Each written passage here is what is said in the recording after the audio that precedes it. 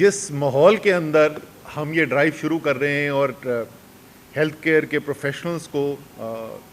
اس قافلے میں جوائن کرنے کے لیے، شامل ہونے کے لیے ہم کہہ رہے ہیں، اس کے اوپر بھی ذرا آج بات کریں گے۔ تو سب سے پہلے تو تمام جتنے بھی ہمارے ہیلتھ کیئر ورکرز ہیں پاکستان کے ہر کونے میں پھیلے ہوئے، اور جو اوورسیز پاکستانیز ہیں جو ہیلتھ کیئر کے شعبے سے منسلک ہیں، ان سب کو عمران خان صاحب دعوت دینا چاہتے ہیں کہ آ کر انصاف ڈاکٹرز فورم کا یہ حصہ بنے۔ ویسے مدیر آپ کو اس کا نام بھی ریوزٹ کرنا چاہیے، اس کا نام انصاف ہیلتھ کیئر فورم بنا دینا چاہیے instead of just doctors forum. تو انصاف ڈاکٹرز فورم کیا طریقہ کار ہے جی، کس طریقے سے آپ نے بننا ہے؟ بڑا سادہ سا ہے، insaf.pk کی ویب سائٹ ہے، insaf.pk کی ویب سائٹ پہ آپ جائیں گے، وہاں پہ آپ کو انصاف ڈاکٹرز فورم کی رجسٹریشن ڈرائیو کا لنک نظر آئے گا، اس پہ آپ نے اپنے آپ کو رجسٹر کرنا ہے اور آپ آئی ڈی ایف کے ممبر بن جائیں گے۔ آئی ڈی ایف جو ہے وہ فیصلہ سازی جو ہوتی ہے، حکومتیں ہماری بنی، صوبائی حکومتیں بنی، 2 دفعہ خیبر پختونخوا میں، 1 دفعہ پنجاب میں، یا اب اس کو 2 دفعہ شمار کرنا چاہیے کیونکہ بیچ میں کچھ مہینوں کے لیے حمزہ بھی آئے تھے، اور وفاق کے اندر حکومت بنی۔ تو تمام جو پالیسی کے فیصلے ہوتے ہیں، ان پالیسی کے فیصلوں کے اندر کیونکہ عمران خان کا یقین ہے کہ بہترین پروفیشنلز کی مدد سے پالیسیز بنوانی چاہیے، تو اس لیے آئی ڈی ایف کی پالیسی ان پٹ شامل ہوتی تھی، اور ان کا براہ راست رابطہ رہا ہے نہ صرف ڈاکٹر فیصل سلطان کے ساتھ جو ہمارے فیڈرل ہیلتھ منسٹر تھے، اور یاسمین راشد، تیمور جگڑا جو پروونشل منسٹرز تھے، لیکن ڈائریکٹلی وزیر اعظم عمران خان جو ہے وہ بھی جب اہم پالیسی ڈیسیشنز ہوتے تھے تو اس میں وہ آئی ڈی ایف کا نقطہ نظر سنتے تھے۔ تو اس لیے یہ آپ کے پاس ایک بہترین موقع ہے کہ ایسے فورم پہ آنے کا جہاں سے آپ اپنی جو نالج ہے، اپنی قابلیت، سکلز جو آپ نے جو ہنر حاصل کیا ہے، جو تجربہ ہے آپ کا، اس کو استعمال کر کے ملک کی بہتری کے لیے فیصلہ سازی کے اندر اپنی ان پٹ پرووائڈ کر سکیں۔ اور یہ کس وقت پہ آپ کو یہ دعوت دی جا رہی ہے، خصوصی دعوت آج یہ اور زیادہ اہم کیوں ہے؟ کیونکہ ملک کے ہر طبقے کے لیے اس وقت یہ سمجھنے کی ضرورت ہے کہ پاکستان جو ہم کہتے ہیں نا نازک وقت سے گزر رہا ہے، نازک وقت سے نہیں گزر رہا ہے، انشاءاللہ تعالی وقت تو مضبوط ہوگا، لیکن تاریخ ساز وقت سے ضرور گزر رہا ہے۔ اور اس وقت پاکستان بالکل واضح دہرائے پہ کھڑا ہوا ہے، اور یہ سفر جو ہے وہ پچھلے چند ماہ سے جاری تھا، اور اب بالکل تقریباً وہاں پر بات آ گئی ہے کہ میرے خیال میں یہ جو ہفتہ ہے، یہ ہفتہ جس میں ہم بیٹھے میں، اور زیادہ سے زیادہ اگلے ہفتے جو ہے پاکستان کے مستقبل کی سمت کا تعین ہونے والا ہے۔ ایک طرف پاکستان کے اوپر کچھ قوتیں، کچھ سیاسی جماعتیں، کچھ خود غرض ٹولہ قابض ہے جو اس وقت اپنی صرف سیاسی نہیں، اپنی صرف مالی اور اپنی چرائی ہوئی دولت کی جنگ نہیں لڑ رہا، بلکہ پاکستان کس قسم کا ہوگا اس کی جنگ لڑ رہا ہے کہ کیا پاکستان اسی طریقے سے چلتا رہے گا کہ جہاں پر بند کمروں کے اندر طاقتور طبقے آپس میں بیٹھ کے ڈیلیں کر کے یہ فیصلہ کریں، اور اکثر غیر ملکی آشیرواد کے ساتھ یہ فیصلہ کریں کہ پاکستان کو کس طرف لے کے جانا ہے، کس جنگ میں پاکستان نے شامل ہو جانا ہے، کس کی حکومت آنی ہے، کس کی رہنی ہے، کس کی نہیں رہنی، یا پاکستان جو ہے یہ 22 کروڑ کا پاکستان بنے گا، یا وہ پاکستان بنے گا جو قائد اعظم نے جس کا سوچا تھا، ایک جمہوری وطن، ایک آئین کی بنیاد کے اوپر کام کرنے والے پاکستان نے بننا ہے۔ اور اس وقت جو 22 کروڑ ہیں وہ تو فیصلہ کر بیٹھے، اس میں تو کسی کو کوئی شک نہیں ہونا چاہیے کہ 22 کروڑ پرانی تنخواہ پر نوکری کرنے کو تیار نہیں ہے، اور یہ فیصلہ ہو چکا ہے کہ اب جو ہم نے ملک کو چلانا ہے وہ آئین کی بنیاد پہ چلانا ہے، وہ جمہوریت کی بنیاد پہ چلانا ہے، اور یہی وہ خوف ہے جو نظر آ رہا ہے کہ قوم فیصلہ کر کے بیٹھ گئی ہے، یہی وہ خوف ہے جس کی وجہ سے آج کل آپ کو ایسے اقدامات نظر آ رہے ہوں گے جس سے پریشانی بھی آپ کو ہوتی ہوگی۔ کبھی فواد چودھری کو اٹھا لیا، کبھی شیخ رشید کو اٹھا لیا، کبھی پرویز الہی کے گھر پہ دھاوا بولا جا رہا ہے، چندانہ گلزار کے اوپر ایف آئی آریں کاٹی جا رہی ہیں، ایک ہیجان کی کیفیت نظر آتی ہے، اور اس کی وجہ یہ ہے کہ ان کو نظر آ رہا ہے کہ یہ جو پرانا نظام تھا اس کے دن اب ختم ہوتے چلے جا رہے ہیں۔ وہ ہم بچپن سے پڑھا کرتے تھے، دیواروں کے اوپر لکھتے تھے کہ گرتی ہوئی دیواروں کو ایک دھکا اور دو, وہ دھکا آ گیا, یہ دیوار گر رہی ہے, اب یہ جو مرضی کر لیں, جتنی مرضی کوشش کر لیں, یہ روک نہیں سکتے, کیونکہ جس وہ کہتے ہیں, انگریزی میں کہتے ہیں, idea whose time has come cannot be stopped, یہ وہ فیصلہ ہے جو قوم کر بیٹھی ہے, اس کو اب کوئی روک نہیں سکتا, چاہے کتنا اپنے آپ کو طاقتور سمجھتا ہو, وہ اس کو روک نہیں سکتا. جب ایک 22 کروڑ کی قوم, غیرت مند دلیر قوم فیصلہ کر لے تو اس کے فیصلے کو روکا نہیں جا سکتا. وہاں پر پاکستان کھڑا ہے. ہر طبقے کو اس جد و جہد کے اندر شامل ہونے کی ضرورت ہے. یہ جنگ کسی سیاسی پارٹی کی نہیں ہے, کسی سیاسی لیڈر کی نہیں ہے, کسی ایک شخص کی نہیں ہے, یہ کوئی ذاتی مفاد کے لیے نہیں ہے, یہ قوم کی جنگ ہے, یہ آپ کی, میری,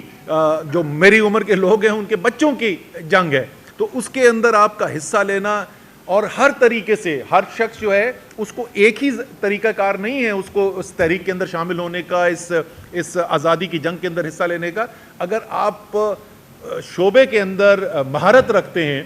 تو یہ جنگ تو جیسے میں نے کہا یہ تو پاکستان کی قوم نے جیتنی ہے, پاکستان کی عوام نے جیتنی ہے, تو لکھ دیا جا چکا ہے, اس کی تو فکر نہیں ہونی چاہیے. لیکن آگے پھر پاکستان کو واپس پیروں پر بھی تو کھڑا کرنا ہے نا, واپس جو اس وقت زخمی قوم ہے اس کے زخم بھی تو بھرنے ہیں نا. تو ہر شعبے کے اندر بشمول ہیلتھ کیئر کے شعبے کے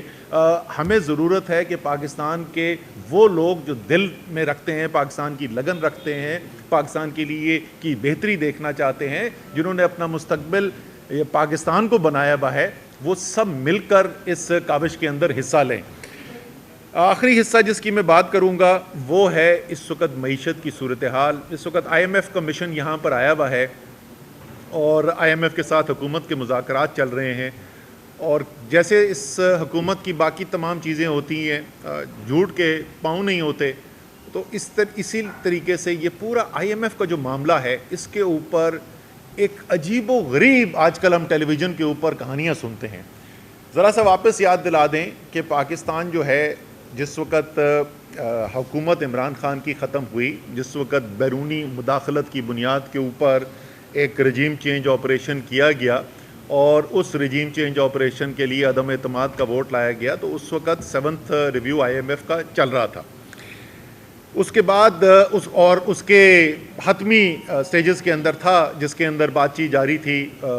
عمران خان کا یہ کی خواہش تھی کہ پاکستان کے عوام کو عالمی منڈی کے اندر تیل کی قیمتیں بہت زیادہ بڑھ گئی تھیں, اس کے اثر سے بچایا جا سکے جب تک کہ وہ قیمتیں واپس نیچے نہیں آ جاتی. اور تمام ایکسپرٹس یہ کہہ رہے تھے, ماہرین کہہ رہے تھے کہ چند ماہ کے اندر قیمتیں نیچے آ جائیں گی, اور جیسا کہ ہوا, جو تیل $120 پہ پہنچا ہوا تھا وہ $80 تک واپس آیا. اس وقت $40 اس کے اندر کمی ہو چکی ہے. تو انہوں نے کہا کہ اس عرصے کے اندر اپنی عوام پر بوجھ ڈالنے کے بجائے ہم اور کچھ اخراجات میں کمی کرتے ہیں اور اس پیسے سے سبسڈی دیتے ہیں. یہ واحد چیز تھی جس کے اوپر آئی ایم ایف کے ساتھ بات چیت چل رہی تھی. ان کی حکومت آئی, حکومت آنے کے بعد ایک دن یہ کہتے تھے کہ ہم جو کرنے جا رہے ہیں ہم کیا کریں, ہمارے تو ہاتھ بندھے میں, یہ عمران خان کا معاہدہ تھا. پھر اگلے دن وہ کہتے تھے انہوں نے آئی ایم ایف کے معاہدے جو ہے اس کی خلاف ورزی کی, اس لیے آئی ایم ایف کے ساتھ معاہدہ نہیں تھا. پہلے تو یہ کچھ 6 ہفتے 8 ہفتے یہی تماشا چلتا رہا, روز ان کا بیان بدلتا رہا. آخر کار ستمبر کے مہینے میں آ کر ان کا معاہدہ آئی ایم ایف کے ساتھ ہو گیا, اور ستمبر کے مہینے کا مطلب کہ عمران خان کی حکومت ختم ہوئے 5 ماہ گزر چکے تھے. تو ظاہر ہے یہ اس حکومت کا سائن کیا ہوا, ان کے دستخط شدہ معاہدہ ہوا. اس کے اوپر پہلے پیسے بھی ریلیز ہو گئے, پاکستان کو پیسے ملے. اس کے بعد کیونکہ اسحاق ڈار جو ہیں وہ چاہتے تھے, ان کی شدید خواہش تھی کہ مفتاح اسماعیل کو ان کی کرسی سے ہٹایا جائے, تو انہوں نے کہا کہ تو تباہ ہو گئے اور برباد ہو گئے. مفتاح نے پاکستان کی معیشت کو تباہ و برباد کر دیا, اور یہ آئی ایم ایف کے سامنے لیٹ گیا, اور میں بہت ببر شیر ہوں اور میں آ کے جو ہے نا وہ سب سنبھال لوں گا, اور آئی ایم ایف کو میں دیکھ لوں گا. یہ ان کے الفاظ تھے, دیکھ لوں گا, میں اپنی زبان میں بات کروں گا. تو وہ آ گئے, انہوں نے اپنی زبان میں جو بات کرنی شروع کی, وہ معاہدہ جو ہے وہ پھر رک گیا.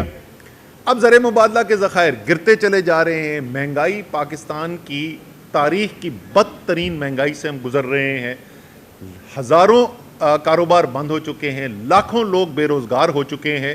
یہ آپس کی ان کی لڑائی ختم نہیں ہوتی, اور جب بالکل ہاتھ سے ان کے معاملات نکل گئے ہیں تو اب انہوں نے پھر کہنا شروع کر دیا کہ وہ عمران خان کا معاہدہ تھا. او بھائی, عمران خان کا معاہدہ تھا تو یہ آپ مذاکرات کر کس سے رہے ہیں؟ یہ آئی ایم ایف کی ٹیم یہاں پہ کیوں آئی ہوئی ہے؟ وہ یہاں پہ ان کو کسی نے بتایا تھا کہ اسلام آباد کا موسم بہت اچھا ہے, جو واقعی میں ہے بہت اچھا, لیکن میرے خیال میں اسلام آباد کا اچھا موسم انجوائے کرنے کے لیے نہیں آئے ہوئے. آئی ایم ایف کی ٹیم یہاں پہ آئی ہوئی ہے حکومت کے ساتھ معاہدے کی نیگوسیشنز کرنے کے لیے. تو اگر معاہدہ پرانا عمران خان کا تو نیگوسیشن ہو کس بات پہ رہی ہیں؟ تو خدا کا واسطہ جھوٹ بولنا چھوڑ دیں. یہ آپ کو بھی پتا ہے, ساری قوم کو پتا ہے, آپ کے بس کی بات نہیں ہے اس ملک کو اس مشکل وقت سے نکالنا.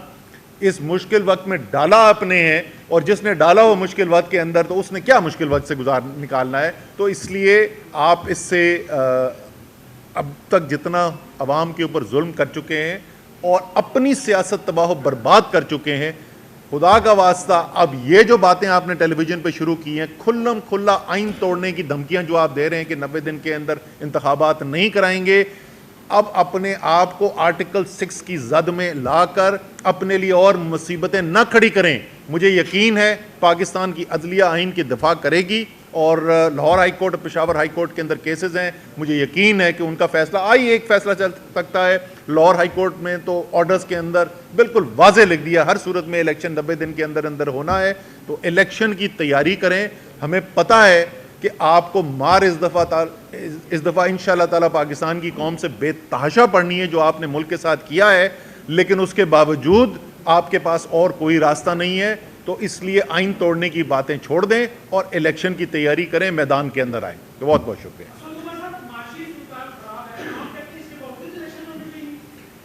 سر, الیکشن نہ ہونے کی وجہ سے معاشی صورتحال خراب ہے. یہ ایسا نہیں ہے کہ معاشی صورتحال جو ہے وہ خود بخود خراب ہو گئی. دو مختلف قسم کے وجوہات ہوتی ہیں جن کی وجہ سے معاشی صورتحال خراب ہو سکتی ہے. یا تو قدرتی آفات آتی ہیں, یا کوئی بیرونی ایسی صورتحال پیدا ہو جاتی ہے جس کے اندر ایک اچھی بلی چلتی ہوئی معیشت جو ہے وہ خرابی کا شکار ہو جاتی ہے.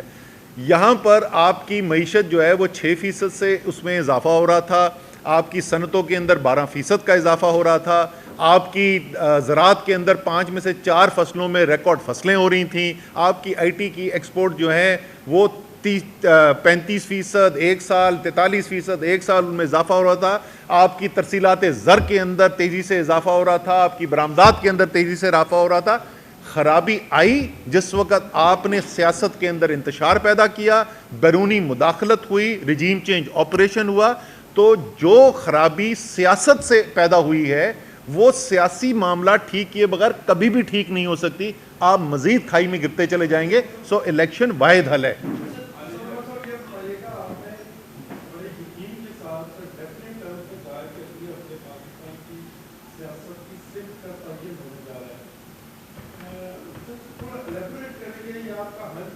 نہیں سر, نہ میرا ہنچ ہے نہ میری انفارمیشن ہے. یہ میری بڑی سادہ ایک پاکستان کے آئین کا طالب علم ہونے کی وجہ سے میں یہ کہہ رہا ہوں, کیونکہ انہوں نے پوری کوشش کر لی کہ کسی طریقے سے عوام یہ فیصلہ نہ کر سکیں کہ ملک کو کدھر لے کر جانا ہے. لیکن جو فیصلہ کیا گیا خیبر پختونخوا پنجاب اسمبلیوں کو تحلیل کرنے کا, پہلے انہوں نے کہا کہ یہ ووٹ پورے نہیں کر سکیں گے, وہ 186 پورے ہو گئے. پھر انہوں نے کہا پرویز الہی نہیں تحلیل کرے گا, پرویز الہی نے تحلیل کر دی, اسمبلی خیبر پختونخوا تحلیل ہو گئی. اب وہ یہ کہہ رہے ہیں کہ ہم الیکشن کروانے نہیں دیں گے. یہ ہمیں پتہ تھا کہ انہوں نے یہی کرنا ہے. ہم اپنی پٹیشن لے کے ہائی کورٹس میں چلے گئے. لاہور ہائی کورٹ میں 2 دفعہ ہیئرنگ ہو چکی ہے, پشاور ہائی کورٹ میں آج پہلی ہیئرنگ تھی, اور تھرسڈے کو جمعرات کے دن, پرسوں کے دن لاہور ہائی کورٹ کے اندر تیسری ہیئرنگ ہونی ہے. جیسے جج صاحب نے خود کہا تھا پچھلی دفعہ, اس میں کوئی بڑا آئینی سوال موجود نہیں ہے, واضح حقائق ہیں. تو انشاءاللہ تعالی یہ اس ہفتے کے آخر تک, وہ تو جج صاحب فیصلہ کریں گے کس دن انہوں نے ججمنٹ لکھنی ہے, لیکن لگتا ہے ایسے ہے کہ اس ہفتے کے آخر تک یہ فیصلہ آ جائے گا کہ پنجاب الیکشن کی طرف جا رہا ہے. اگلے ہفتے کے پی کے الیکشن کی اناؤنسمنٹ آ جانی ہے, اور جیسے ہی پاکستان اس الیکشن کی طرف جائے گا تو پاکستان اب اس راستے پہ پہلے اپنے قدم لے لے گا کہ ایک آزاد, حقیقی طور پہ آزاد پاکستان, جہاں پہ حاکمیت اللہ کی ہے, لیکن اس اللہ کی حاکمیت کو صرف اور صرف پاکستان کے عوام کے ذریعے پاکستان میں فیصلے کیے جائیں گے, کسی اور کو یہ اختیار نہیں ہوگا.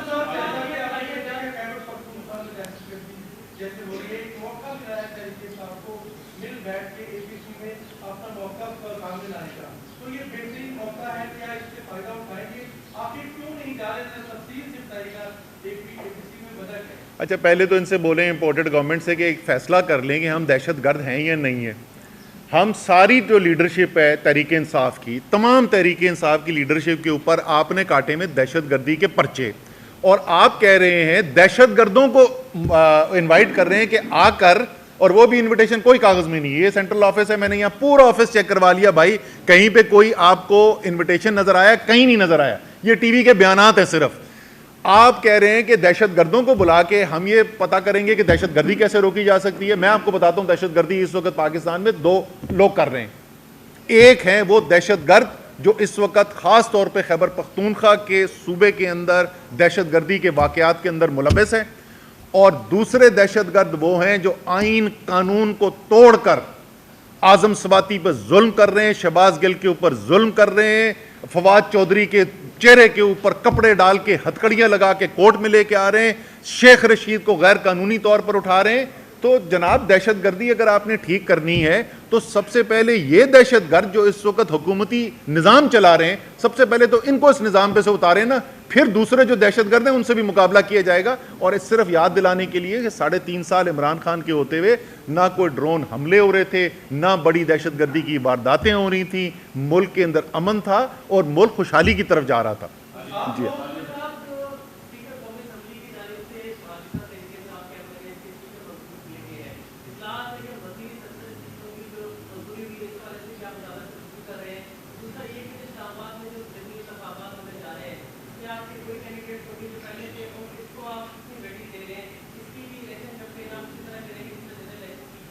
اچھا، دوسرے والا جو آپ کا سوال ہے کہ اسلام آباد میں کیا کینڈیڈیٹس وہی ہوں گے؟ جی وہی 3 کینڈیڈیٹس ہوں گے۔ ابھی میں 2 بجے جاؤں گا اپنے کاغذات جمع کرانے کے لیے، اور بڑی مشکل سے کسی الیکشن میں آئے۔ یہ تو ہر الیکشن سے بھاگے ہوئے، اسلام آباد کے لوکل گورنمنٹ کا الیکشن کا آرڈر، ہائی کورٹ کا آرڈر ہوا، ووٹر وہاں پہ موجود، تحریک انصاف کا ورکر وہاں پہ موجود، میڈیا وہاں پر موجود، اور یہ ادھر سے بھاگ گئے تھے۔ تو اب آپ کے ذریعے میری ان سے درخواست صرف یہ ہے کہ یار ہن نہ نس جانا، ٹھیک ہے نا؟ اب آؤ میدان کے اندر، کم سے کم آ کے مقابلہ تو کرو نا۔ جہاں تک آپ کے پہلے سوال کا وہ ہے، اس وقت جو ہے جو ہمارے آخری 43 ایم این اے جو ڈی نوٹیفائی کیے گئے تھے ان کے استعفے واپس لے لیے گئے تھے، اور انہوں نے کیوں لیے تھے؟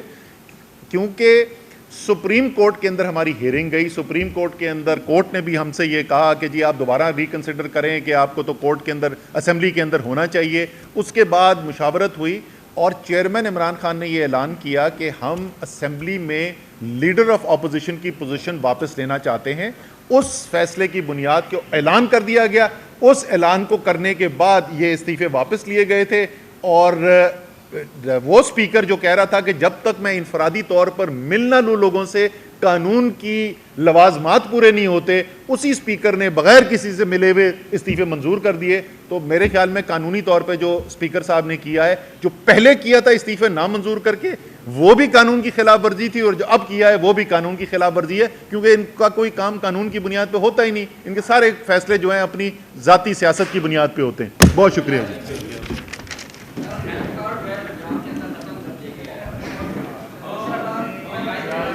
ایک سیکنڈ یہ اچھا جی یہ ایک آخری چیز میں اس کے اوپر ضرور بات کر لیتا ہوں کہ یہ جو فیصلہ کیا گیا ہے، مطلب آپ ظلم دیکھیں،